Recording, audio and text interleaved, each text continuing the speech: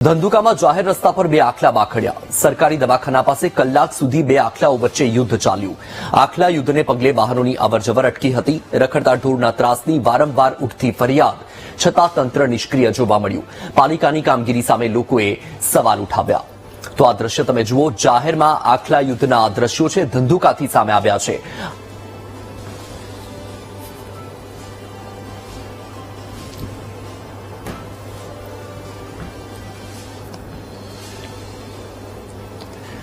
તો અવારનવાર રખડતા પશુઓનો ત્રાસ સામે આવી રહ્યો છે. ફરી એકવાર ધંધુકાથી એ જ પ્રકારના દ્રશ્યો જોવા મળી રહ્યા છે, જેના કારણે સ્થાનિક લોકોમાં ભયનો માહોલ છે.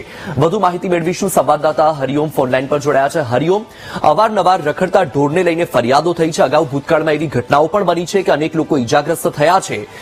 અગાઉ હાઈકોર્ટે પણ આ બાબતને લઈને રાજ્ય સરકારને ફટકાર લગાવી હતી અને વારંવાર તંત્ર દ્વારા કહેવામાં આવે છે કે કાર્યવાહી કરવામાં આવી રહી છે. તો કાર્યવાહી ક્યાં છે? આજે જે દ્રશ્યો સામે આવ્યા છે ધંધુકાથી, જો કાર્યવાહી થતી હોત તો આ દ્રશ્યો આજે સામે ન આવ્યા હોત. જી વત્સલ, આ ધંધુકા શહેરના સરકારી દવાખાના પાસેની આજની જે આ ઘટના છે, લગ્નસરાની સિઝન છે, લોકોની પણ અવરજવર ખૂબ હોય છે, ત્યારે આ રખડતા પશુઓ દ્વારા રોડ ઉપર રીતસર આતંક મચાવાતો હોય તેવા દ્રશ્યો આ છે. અને નાના મોટા વાહન ચાલકો અને રોડ પર આવતા જતા લોકોને માટે આ ભયજનક યુદ્ધ દેખાતું હતું. અને લગભગ 1 કલાક સુધી આ માર્ગ ઉપર આ આખલાઓનું યુદ્ધ ચાલ્યું અને ત્યાં સુધી બંને તરફનો માર્ગ બંધ હતો, વાહનોની કતાર લાગેલી હતી. વાત કરવામાં આવે કે નગરપાલિકાનું સ્થાનિક તંત્ર રખડતા પશુઓ પ્રત્યે શું કરી રહ્યું છે, તો માત્ર કાગળ ઉપરની વાતો જ દેખાઈ રહી છે. ધંધુકા શહેરમાં જ્યાં જુઓ ત્યાં આવી રીતે પશુઓ અડ્ડા જમાવીને બેઠા હોય છે.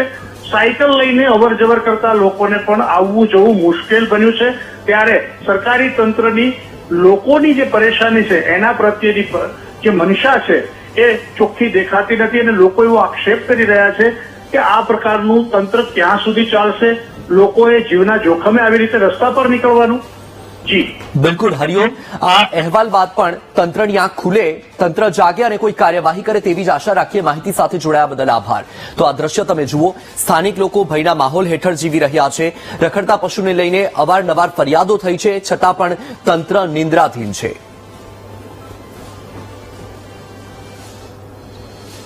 જૂનાગઢ